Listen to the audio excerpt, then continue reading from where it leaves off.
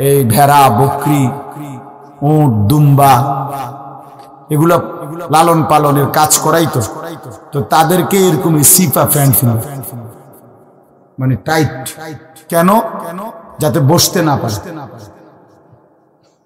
হ্যাঁ সত্যি এটা ঐতিহাসিক কথা যাতে বসতে না পারে কাজে যাতে ফাঁকি দিতে না পারে এই জন্য এদেরকে এই চিপা প্যান্ট এটা পরায় না নাহলে এটা কোনোভাবেই সুস্থ স্বাভাবিক কোনো মানুষের পোশাক না সামান্যতম সুস্থতা আছে যার ভিতরে সে এত টাইট এটা পরে কি বেচারা হাঁটে কেমনে বসে কেমনে পেশাব পায়খানার জরুরত আছে মানুষের তাইলে এটা পড়া মানে দাঁড়াইয়া প্রস্রাব করা ছাড়া তো অন্য কোনো সিস্টেম না নাহলে এটা সে কিভাবে বুঝবে তাইলে এত কষ্ট করে মানুষের পোশাক আল্লাহ তাআলা নাজিল করেছে ইয়া বনি আদমা قد انزلنا عليكم لباسا কোরআন শরীফে আছে আল্লাহ বলেন হে বনি আদম আমি আল্লাহই তোমাদের উপরে পোশাক নাজিল করেছি পোশাক আল্লাহর দেওয়া এই যে মানুষ পোশাক পরার এই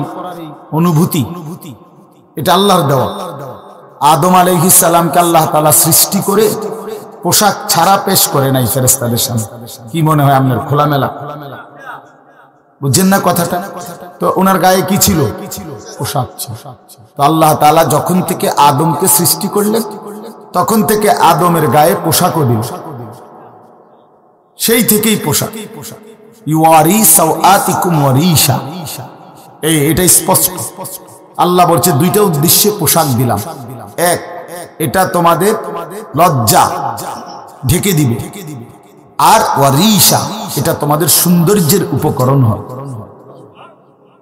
তাহলে এটার মধ্যে একটা আর্ট আছে সৌন্দর্য আছে এটা লজ্জা ঢাকবে এখন যদি লজ্জাই না ঢাকে এটা যদি সতরই না ঢাকে তো এটা হলো আল্লামা তাকি উসমানী দামাত বারাকাতুহুমুল আলিয়া হযরত বলছেন যে কোনো মানুষের পুরুষের সতর কোমর থেকে নিয়ে নাভি থেকে নিয়ে হাঁটু এটুকু জায়গা এভাবে ঢাকতে হবে একে তো মোটা হইতে হবে কাপড় যাতে করে পাতলার কারণে চামড়া দেখা না যায় আরেকটা হলো এতটুকু ঢিলে ঢালা হইতে হবে যাতে করে এতটা টাইট হইয়া না লাগে যেন অঙ্গ প্রত্যঙ্গ রান পিছনের অংশ কার কেমন এটা বোঝা না যায় স্বাভাবিক যেন ঢিলে ঢালা নাই তো এটা কি হয় না পোশাক হয়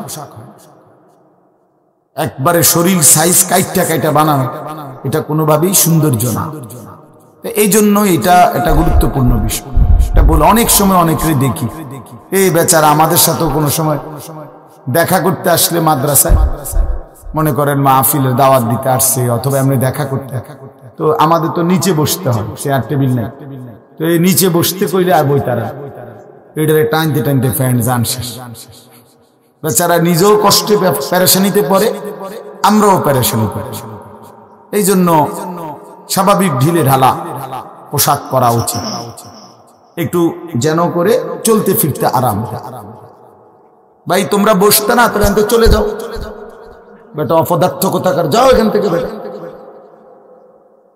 যাও তোমার মতো দু চারজন শ্রোতা না হলে কি ফালতু কোথাকার এতবার বললাম এটা বসতে ক্ষতি কি আল্লাহর কথা বসে শুনতে হয় এটা এতবার একটা কথা বলতেছি এটা যদি গুরুত্ব না হয় তো এটা কি হলো বলেন আল্লাহর কথা বসে শুনতে হয় এটা তো একটা সার্কাস না কি বলেন এটা কি একটা সার্কাস তাইলে কোরআন শরীফে আছে এটা মুসা আলাইহিস সালামকে আল্লাহ তাআলা তুর পাহাড়ে জুতা খুলতে বললেন কেন জুতা খুলে বসবার জন্য আল্লাহর কথা বসে শুনতে হয় জুতা খুলে শুনতে হয় তাইলে নিজের মধ্যে পরিবর্তন আসে আদব ছাড়া ইলম হয় না কোরআন সুন্নাহর যে জ্ঞান এই জ্ঞানের জন্য আদব জরুরি অন্য পড়ার জন্য এটা এতটা জরুরি বাংলা অঙ্ক ইংরেজি পদার্থ জীববিজ্ঞান পড়ার জন্য পেশাব করে ফানি লন লাগে না বুঝেন না দাঁড়াইয়া বসুক বসে পড়ুক বসে পেশাব করুক এতে কোনো অসুবিধা নেই কিন্তু আল্লাহর কোরআন পড়বার জন্য রাসূলুল্লাহ সাল্লাল্লাহু আলাইহি সাল্লামের সুন্নাহ পড়বার জন্য প্রস্রাব করে ঢিলা নিতে হয়, টয়লেট পেপার ব্যবহার করতে হয়, পানি ব্যবহার করতে হয়, পবিত্র হইতে হয়। হ্যাঁ আসো আব্দুর রহমান, তুমি এনে আও। না না না, এখানে আসো। তো এই জন্য এটা জরুরি বিষয়। আমাদের কোরআন এবং সুন্নাহর ইলমের জন্য আপনার আদব জরুরি, আখলাক জরুরি, তাহারাত জরুরি। এই যে এখন এখানে একটা, এটা আপনাদের এটা শুধু একটা মহরানা, বরং এখানেও তো কোরআন সুন্নাহর ইলম বলার জন্যই উলামায়ে কেরাম আপনাদেরকে বসাইছে, ঠিক না?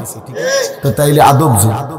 মাওলানা ইয়াহিয়া বয়ান করতেছিলেন, হ্যাঁ আল্লাহ তাআলা, আমি যেটুকু আইসা মাত্র শুনলাম, আল্লাহ তাআলা হাসরের ময়দানে এক কদম পাও বাড়াইতে দিবেন, জিন্দেগীর প্রতি ইঞ্চির হিসাব হবে।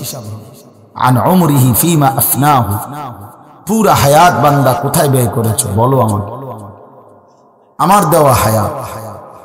ওয়া আন শাবাবিহি ফিমা আবলাহু, শুধু যৌবনটা কোথায় ব্যয় করেছো সেটা আমাকে আলাদা বলো। ওয়া আন মালিহি মিন আইনা ইকতাসাবাহু ওয়া ফিমা আনফাকাহু, প্রতিটি টাকার ব্যাপারে হিসাব দাও দুইটা। এক, টাকাটা কামাই করছো কেমনে, ব্যয় করেছো কোথায়। ওয়া মাদা আমিলা ফিমা আলিমা, যা যা শিখেছিলা, জেনেছিলে, শুনেছিলে, তা কি পরিমাণ আমল করেছো সেটা বল, সেটা বল। এই জন্য এই বিষয়গুলো জরুরি। বা রাসূলুল্লাহ সাল্লাল্লাহু আলাইহি সাল্লাম বলেন, এগুলো উত্তর না দিয়ে কোনো মানব সন্তান হাসরের ময়দানে এক কদম সামনে যাইতে পারে না, এক কদম সামনে। কোরআনুল কারীমের মধ্যে আছে, আল্লাহ তাআলা বলেন, ফাওয়ারাব্বিকা লানাসআলান্নাহুম আজমাইন আম্মা কানু ইয়ামালুন। আল্লাহ তাআলা বলেন, আমার কসম, মানে আল্লাহর কসম, আল্লাহ নিজের কসম করে বললেন, আমি অবশ্যই তোমাদেরকে জিজ্ঞেস করব, অবশ্যই অবশ্যই সকলকে, আজমাইন, সকলকেই আমি আল্লাহ জিজ্ঞেস করব, আম্মা কানু ইয়ামালুন, দুনিয়ার হায়াতে যা তোমরা করেছে। এই জন্য আল্লাহ তাআলার আড়াল হওয়ার কোনো সুযোগ নেই, হিসাবের বাইরে আমরা কেউ না। আল্লাহ তাআলা বলেন, সুম্মা লাতুসআলুন্না ইয়াওমা ইদিন আনিন নাঈম। আল্লাহ তাআলা বলেন, ওই বাবা, আরে কি প্লাস্টিক, কথা বলো কেন? আল্লাহ তাআলা বলেন, আমার দেয়া প্রতিটি নিয়ামত সম্পর্কে অবশ্যই আমি তোমাদেরকে জিজ্ঞেস করব, প্রতিটা নিয়ামত। হাদিসের মধ্যে আছে, আল্লাহ তাআলা জিজ্ঞেস করবেন, নবী সাল্লাল্লাহু আলাইহি সাল্লাম বলেছেন, আল্লাহ জিজ্ঞেস করবেন, আলাম নুসিহ জিসমাক, বান্দা আমি মোট এতদিন তোমার শরীর সুস্থ রাখি নাই, সেইটুকু শুকর কি আদায় করেছো বলো। অনুরভিকা মিনাল মা, আমি কি তোমাকে প্রতিবার তৃষ্ণার্ত অবস্থায় পানি পান করিয়ে তোমার তৃষ্ণা নিবারণ করি নাই?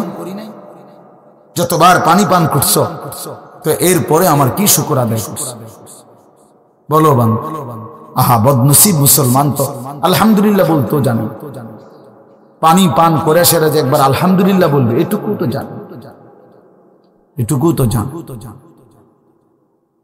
তাইলে এই জন্য বললাম, আমরা কিন্তু প্রত্যেকেই আমাদের হায়াত, ইয়াহিয়ার ওই কথা থেকে আমি বললাম, আমাদেরকে উত্তর দিতে হবে। ওয়াকিফুহুম ইন্নাহুম মাসউলুন। আল্লাহ তাআলা বলেন, হাসরের ময়দানে ফেরেশতাদেরকে বলবেন, আমার বান্দাদেরকে দাঁড় করাও, তাদেরকে এখন জিজ্ঞেস করা হবে একজন একজন করে। ওয়াকুল্লুহুম আতিহি ইয়াউমাল কিয়ামাতি ফারদান। আল্লাহ বলেন, সকলকে আমি আল্লাহর সামনে আসতে হবে একজন একজন। ফারদান অর্থ ওয়াহিদান, একজন একজন। আমার সামনে এসে দাও, আমার সামনে তুমি একাকী উত্তর দিবে, কোনো দুভাষী থাকবে না, একাকী উত্তর। এই জন্য বাপ আমার, এটা জরুরি বিষয়, আমাদের জরুরি বিষয়। আমরা যেন আমাদের জিন্দেগির কদর করি। ছেলেরা তোমাদেরকেও বলি, ভাই হায়াত এই শুধু শুধু কাটাইয়া বন্ধে কোনো ফায়দা না।